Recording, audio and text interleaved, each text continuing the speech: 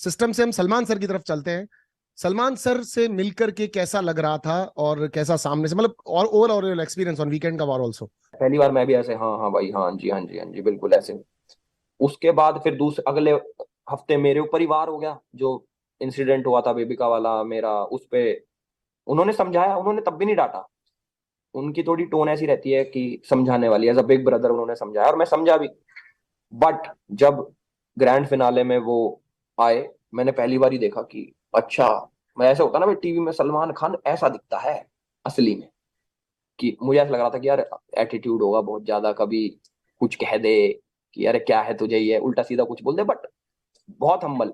उन्होंने बल्कि अपनी वो बताई, उनके जैसे डेंगू हो रखा था, वो अपना बता रहे थे कि मैं शूट कर रहा था यार, ऐसे वो वहां पे डेंगू हो गया मेरे। बहुत काम, बहुत ज्यादा हम्बल, मतलब ऐसा कुछ नहीं लगने दिया कि भाई हम अलग हैं उनसे। उन्होंने बहुत कंफर्ट करा, जैसे मैंने उनका हाथ पकड़ के अपने यहाँ पे रख दिया था लास्ट में कि भाई धड़कन तेज हो रही है, थोड़ा जल्दी कर दो इस रिजल्ट को, हमें फ्री कर दो। तो तो उन्होंने कहा कि हाँ, दिल तो है तेरे पास। तो काफी चिल लगे मुझे वो, मतलब बीमार होने के बाद भी इतने चिल, तो बहुत अच्छा लगा एक्सपीरियंस वो।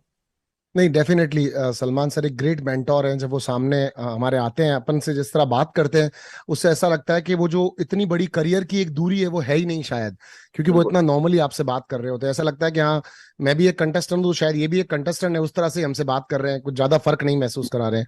वो एक चीज बहुत जबरदस्त वाली दिखती है। ऐसे ऐसे कौन से रिश्ते हैं घर के अंदर जो तुम्हें ऐसा लगता है कि यार इनकी वजह से बहुत स्ट्रेंथ थी, इनकी वजह से मैं बहुत अच्छा गेम के अंदर था, ये थे इसलिए मेरी जर्नी और आसान थी इनकी वजह से?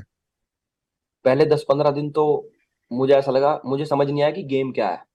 मतलब सब लोग ऐसे बात करते थे ना कि यार बिग बॉस में ये इस हिसाब से, ये उस हिसाब से, मैं बैठा सोचता रहता, मैंने कि यार इसमें कुछ करना होता है क्या। मतलब सब लोग एक दूसरे की बातें कर रहे हैं, कोई ओपिनियन दे रहा है। वो मैंने बीच में चीज पूछी भी कि ओपिनियन यार कहाँ देना, कोई जगह है क्या खड़े होके ओपिनियन देना जिधर। क्योंकि मैं, अगर मेरा पचड़ा नहीं है तो मैं तो पढ़ता नहीं उसमें, मुझे क्या लेना देना, दो आदमी लड़ रहे हैं तो। बट हम्म। उन्होंने समझाया कि नहीं भाई, अगर ऐसा मुद्दा हो तो ऐसे करते हैं वैसे करते हैं। मैं कहा ये तो साड़ा हम कर ही नहीं सकते, क्योंकि ना हम चुगली चट्टों में, ना किसी चीज में कि भाई ना किसी को समझाएं। अगर कोई खुद पूछ रहा है हमसे तो भाई आके समझा देंगे। तो स्ट्रेंथ तो ऐसे नहीं, बट अभिषेक था, मनीषा थी, इनके साथ मेरा टाइम स्पेंड हो जाता था। पूजा जी थी, उनके साथ मेरा स्टोरी टाइम चलता था। वो अपनी स्टोरी सुनाती, मैं अपनी स्टोरी सुनाता, अपनी जो मेरी आप बीती हैं। तो वही था। और बेबिका से थोड़ा बहुत मजाक करके उसकी थोड़े थोड़े पॉइंट मार देता, उसको समझ भी नहीं आती थी तो और मजा आता था। हम्म। ये शॉल पहन के घूमने का, आपको शॉल बिग बॉस ने भी दिलवाई, पूजा जी की भी एक शॉल तुम्हारे पास थी। ये मतलब एक जो विलेजीज होते हैं उनकी तरह एकदम ये 50s वाले अंकल्स की तरह पहन के घूमना, ये अंकल क्या, की ये क्यों? मैं मैं घर पे तुम पहनता था जवान मतलब। हो, तुम्हारे चर्चे चल रहे हैं बाहर, तुम लड़कियों को की तरफ भाव नहीं दे रहे बाहर, तुम्हारी इतनी बातें चल रही है।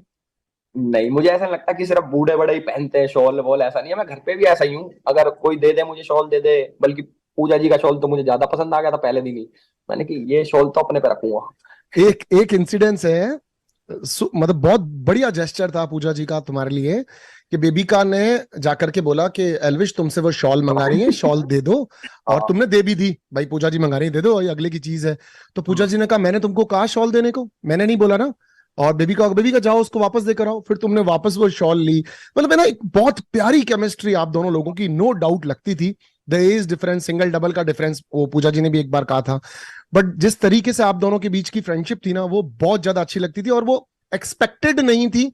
यही एक मैं कहूंगा कि जियो सिनेमा बिग बॉस OTT 2 की क्वालिटी एक सामने मेरे आई, कि एक अलग सा ही रिश्ता, एक अलग सा ही फ्लावरिश रिलेशनशिप, जो एक अलग ही लड़का है जिसका बात करने का तौर तरीका एकदम अलग है, वो लेडी एकदम डिफरेंट है, पर आप दोनों की पट रही हैं। और तुम्हारे आने के बाद वो थोड़ी सी शांत और चीजों को सुनने समझने भी थोड़ा सा, मतलब सामने वाले की ओपिनियन लेती भी थी।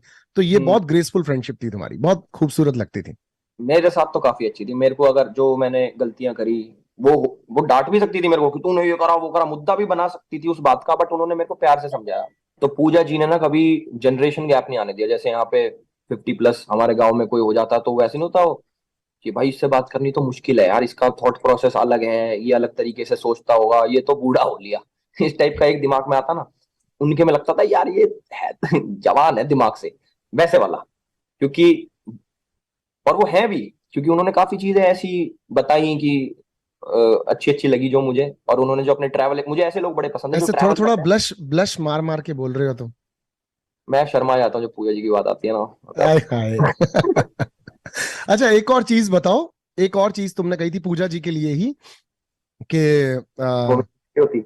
शायद बेबिका को कुछ ऐसे कह रहे थे कि पूजा जी के बारे में बात कर रही हो क्या, शायद गर्लफ्रेंड से रिलेटेड या फिर फ्यूचर वाइफ से रिलेटेड, शादी से रिलेटेड। एक मस्ती की थी तुमने मजाक में ही, बट एक टॉपिक छेड़ा था तुमने। वो तो छोटी मोटी मैं वैसे ही पॉइंट मारते रहता था कि वो जैसे कहती थी तुम्हें किस टाइप की चाहिए, तुम्हें यहाँ कौन पसंद है, क्योंकि ना आप आपको भी पता है वैसे बात, इतनी सारी वहां पे लड़कियां थी और उन सब में सुंदर थी हाँ पूजा जी। डेफिनेटली, तुमने बार बार दिखाया था हमको जब तुम कह रहे थे एक दिन तुम और अभिषेक दोनों बैठ के बात भी कर रहे थे कि ये कितनी खूबसूरत हैं और कितनी खूबसूरत रही होंगी। स्पेशली तुमने मेंशन किया कि घर में कोई भी इनके आजू बाजू भी नहीं आ रहा अभी तक भी। इट मैंने वाज मतलब वेरी उनको ना, स्वीट। उनका जो यंग वाला पार्ट था मैंने देखा नहीं कभी, मतलब टू बी वेरी अरे एक ऑनेस्ट। बार एल्विश आप एक बार देखो उनको, देखो तो मैंने आप। बेबिका से पूछा मैंने कि ये जवानी में कैसी दिखती थी, जो अब इतनी बढ़िया दिख रही है उसमें तो और बढ़िया होंगी ये। तो बेबिका ने बताया कि ये तो भाई ऐसी लगती थी, आर्मेनियन लगती थी, ये है वो है। मैं कहा यार ये तो देखनी पड़ेगी, और मैंने बाहर निकल के देखा भी, बड़ी सुंदर थी। तो मैंने वो चीज बोली थी कि अगर ये मेरी एज की होती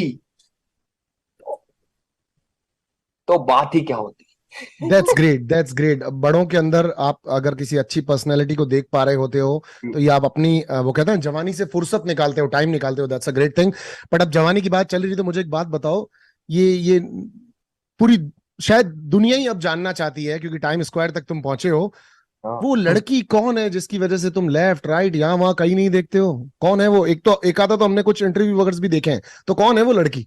मैं काफी डाउट्स क्लियर करना चाहता हूँ बहुत सारे लोगों के, कि जो तुम्हें लग रहा है ना कि भाई ये है, जिसके भी इंटरव्यू देखे हैं, जो भी करा है, जिस जिस जो भी करा है, भाई वो नहीं है। जो ओ। जी, जो बंदी है वो अलग है, वो सोशल मीडिया पे नहीं है, वो पंजाब की है और पंजाब में ही रहती है, कहीं ओके। बाहर नहीं रहती वो। और वो सोशल मीडिया पे नहीं है, काफी उसकी लाइफ बहुत प्राइवेट है, और वो चाहती है कि सारी चीजें बहुत प्राइवेटली ही रखी जाएं। उसे पसंद नहीं कि उसका नाम मैं कहीं पे लूं, या फिर उसके फॉलोअर्स वॉलोअर्स बढ़ाऊं इन चीजों के पीछे, वो इन चीजों से दूर है और खुश है। तो मतलब जैसी तुमको लड़की चाहिए थी वैसी लड़की है तुम्हारे पास?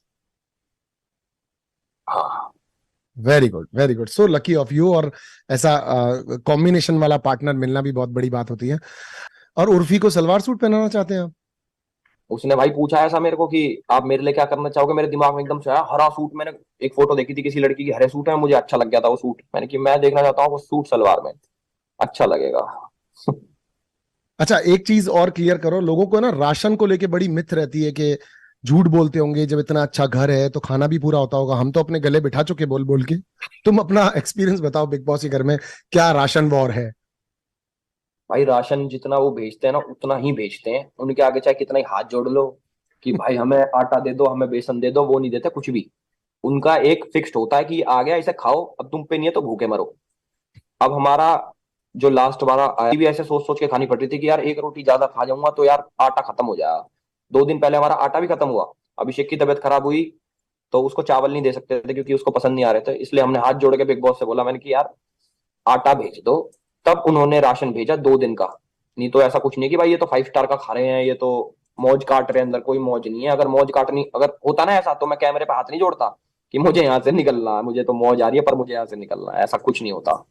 Very good. एल्विश, सारे लोग जो तुम्हारे फैंडम्स है, जो तुमसे प्यार करते हैं, एल्विश आर्मी और सारे लोग, मतलब बहुत सारे लोग जिन्होंने जियो सिनेमा ऐप पर आकर के इतने वोट्स किए, लगातार जुड़े रहे, देख रहे थे डेडिकेटेडली, सब लोग तो यहाँ पर एक साथ आ नहीं सकते।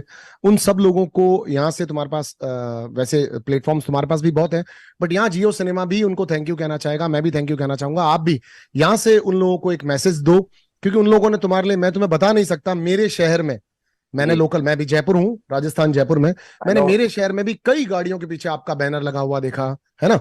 और मैंने देखा कि लोग कितना जुनूनियत से तुमसे प्यार कर रहे थे, स्पेशली तुम्हारी टीम जिन्होंने जी। लाइव कंसर्ट भी किया था। इतना ओवर क्राउडेड था वहां पर कि शायद वो कैंसिल तक हो गया था।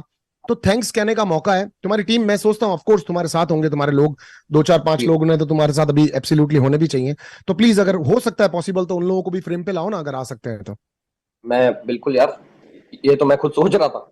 आ जाओ अच्छा जी, चलो। आओ। हम हमरा भाई कैसे हो?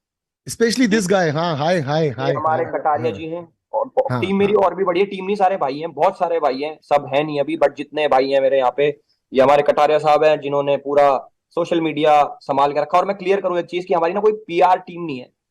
इसका पीआर यही है। अब हमारा जो है यही है। प्यार है, प्यार, पीआर, हाँ, प्यार। प्यार है। प्यार है, प्यार। कि भाई जो दिल से अच्छा लगे वो पसंद करे तो बहुत अच्छी बात है। और ये हमारे पोपी भाई हैं जो सारी चीज भाईयर के साथ संभाल रहे ग्राउंड थे। ग्राउंड का सारा देख रहे थे जो भाई यार। ग्राउंड पे जो काम करते हैं ना बंदे, वो थैंकलेस जॉब जो होती है वो भाईयर कर रहे थे। ये हमारे विनय भाई हैं जो पूरा सपोर्ट पीछे से लगा के, गाड़ियों पे कैसे क्या होना है, पोस्टर कहाँ लगना है, सारी चीजें भाई देख रहे थे। एंड और भी एंड बहुत एंड सारे दिस भाई। This this guy was cry literally, मैंने देखा इनका एक वीडियो, ये रो रहे हैं उसके अंदर आपको बाहर देख करके, आपको हमारे जीत के भाई, आके देख करके। हम वैसे आपस में इतना रोते होते नहीं है, बट इमोशनल हो जाते हैं, तो इमोशनल फिर हो गया। हो जाते हैं, तो हो जाते हैं, फिर वैसे वाला है। मतलब दैट भाई, was it was a seriously system hang moment for fantastic. Us. और जो दूसरी चीज आप कह रहे हो, मैं ये मानता हूँ, जैसे मैंने बाहर निकल के देखा, भाई इतनी गाड़ियां, जो मैंने ऐसी मजाक में बोल दिया कि 1,000 एक गाड़ी होनी चाहिए, भाई वो सही में 1,000 एक गाड़ी लेके बॉम्बे आ रहे थे लोग, भाईयर के हो गई कहने होगी, पे। एक सेकंड भाई, थोड़ा ध्यान से। कि डेफिनेटली डेफिनेटली हो गई होंगी इतनी गाड़ियां, एलविश आराम से हो गई होंगी इन लोगों ने। पीछे मैं आपको, मतलब आप अभी जब अपने घर पहुंचोगे, जब जाओगे, तब आपको पता चलेगा कि इन लोगों ने मतलब एक नेक्स्ट लेवल का माहौल खड़ा कर रखा था। एंड डेफिनेटली मतलब जो क्राउड मैंने देखा वीडियोस के अंदर, इनसेन इनसेन। इन्होंने भाई ऐसा माहौल क्रिएट कर रखा था कि जैसे मैं इलेक्शन में खड़ा हो रखा हूँ, और जो प्रॉपर होता है ना इलेक्शंस में, रैलीज, और इतने सारे लोग प्यार दिखा रहे हैं। और एक चीज मैं सबको ये चीज बोलना चाहूंगा कि मेरे पे ना सही में शब्द ही नहीं है। मतलब वेरी जितना मैं हाथ जोड़ूं, जितना मैं शुक्रिया करूं, जितना मैं दिल से प्यार दूं, उतना कम है। क्योंकि इतना कोई नहीं करता। मतलब सब लोग पोस्टर लगा रहे हैं अपनी गाड़ी के पीछे, कौन लगाता है? मतलब अगर आप किसी से कनेक्ट ना हो तो क्यों ही लगाएगा कोई अपनी गाड़ी पे पोस्टर? वो लगा के घूमना, अपने पोस्टर इतने बड़े बड़े छपवाना हर शहर में, नोएडा हो चाहे पैन इंडिया,